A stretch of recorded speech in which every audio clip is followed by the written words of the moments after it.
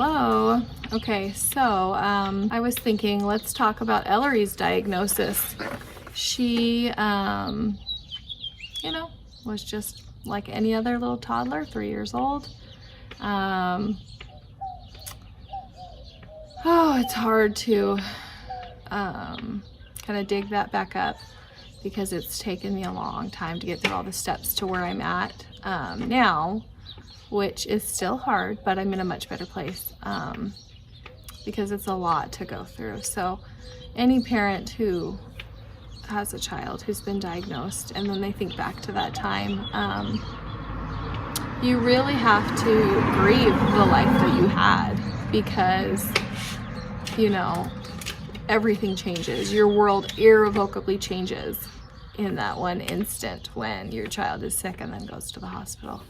And it's really hard. And so I remember going through just shock and denial and so much sadness and pain and anguish that is completely indescribable, to be honest. There are no words in our vocabulary that will describe what it's like.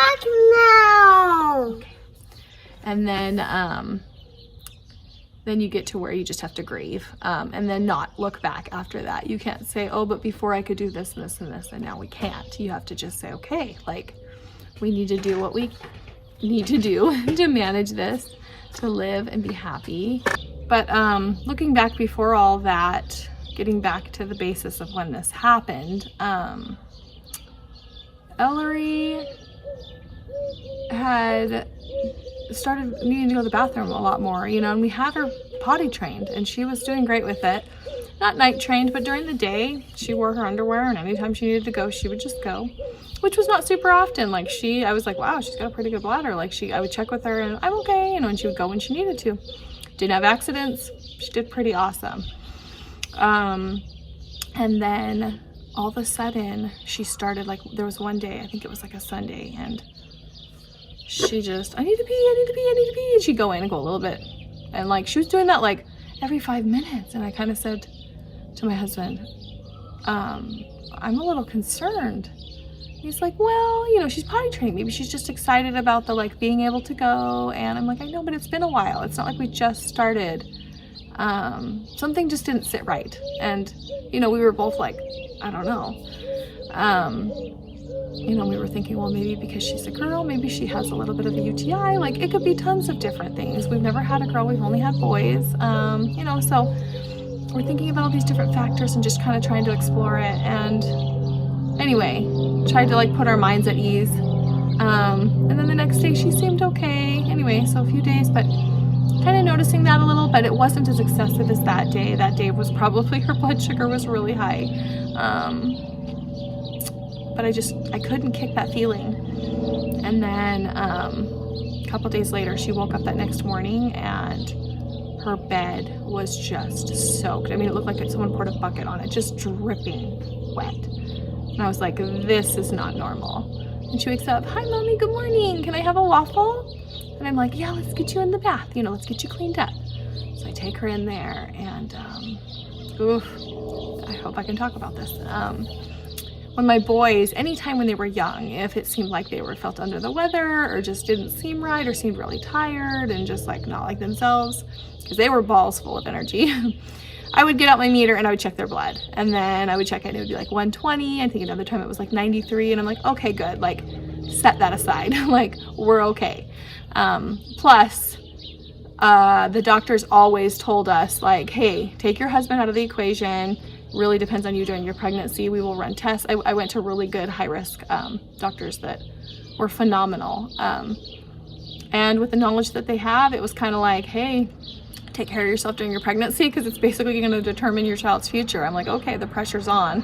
If pregnancy isn't hard enough and all the complications and risk and everything that went into it. It was pretty scary. And with all of my babies, it put my life and theirs at risk. And so every one of my kids I consider to be such a miracle. But long story short, with her, I kind of got that same feeling. And I was also going to say, yeah, they always told me like they would get, I would have the babies and then they would like do a blood sugar check and they would do what they needed to, and they're like, okay, they're not at any more risk than anybody else. And it really made me feel better, because I remember telling my husband after we got married, we were working on getting a pump, and I said, well, first of all, I won't get pregnant if I don't have a pump. Second of all, I need to know that I'm not going to like ensure that this child is going to come into this world and then have to deal with this disease. I'd rather adopt. Like, I just don't want to put them through that. Like, it's been really hard. I always try to stay positive and upbeat, and I don't dwell on all the hard stuff, and I don't talk about it in the past. But it's tough, you know, it's just a hard disease. And so I was like, not so sure about that. Anyway, so they kind of gave me that reassurance, and I thought, okay, like, we can do this. You know what I mean? We can have these babies. And it was my lifelong dream to be a mom. I always wanted to. So, you know, come to find out, it's this disease that's unexplainable, unpredictable, uncurable. They can't tell you what to do to make sure you don't get it. They can't get it to go away, and it's just heartbreaking, you know? It's this autoimmune disease where the cells basically attack itself, and your pancreas just decides it can't do its job anymore. It's really sad. And it's so different from type 2. Like I said before, they're different diseases. I wish they had different names. Anyway, I'm sorry if I'm going off a little bit off subject, but back to the task at hand. So I got her in the bath, and I go over there, and I remembered I pulled my meter out, and she said, Mommy, what are you doing? And I said, you know how sometimes Mommy has to poke her finger? And I said, I need to check yours. And she started crying. And I looked at her, and I said, hopefully it's just this once. Mommy just needs to check something. And I checked her blood. And the meter said 308. And I just, had to keep it together for her. But I just was crushed. It was like someone punched me in the gut, and I just couldn't breathe. And I ran out to my husband, and I said, we gotta go to the hospital. Like, she's not okay. So anyway, she ended up in the pediatric intensive care unit and was diagnosed with type 1. But the doctor said, you're amazing. I don't know how you knew this. Looking at her right now, walking around in this hospital room, like, no one would have caught that.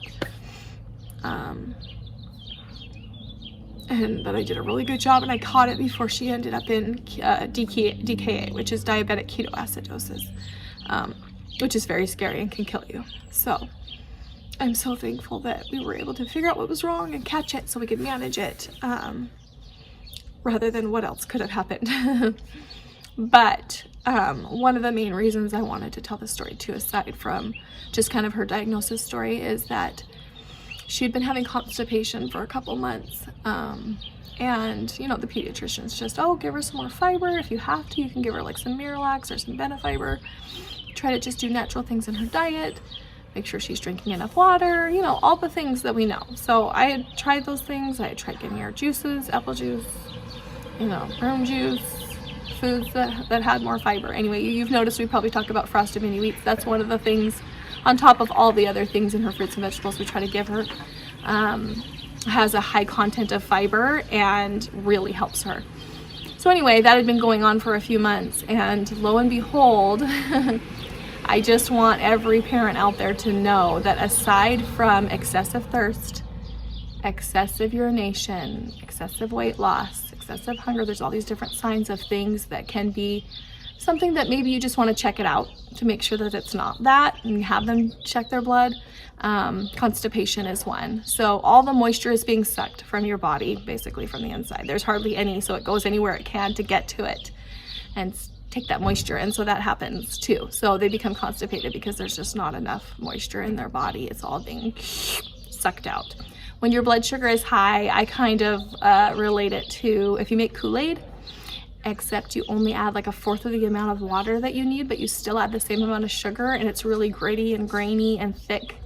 That's what's happening when your blood sugar is high. It's thick, it can't flow, it can't process properly. All that sugar is in there and it needs to get out. So the more water you drink, the more it can like flush it out.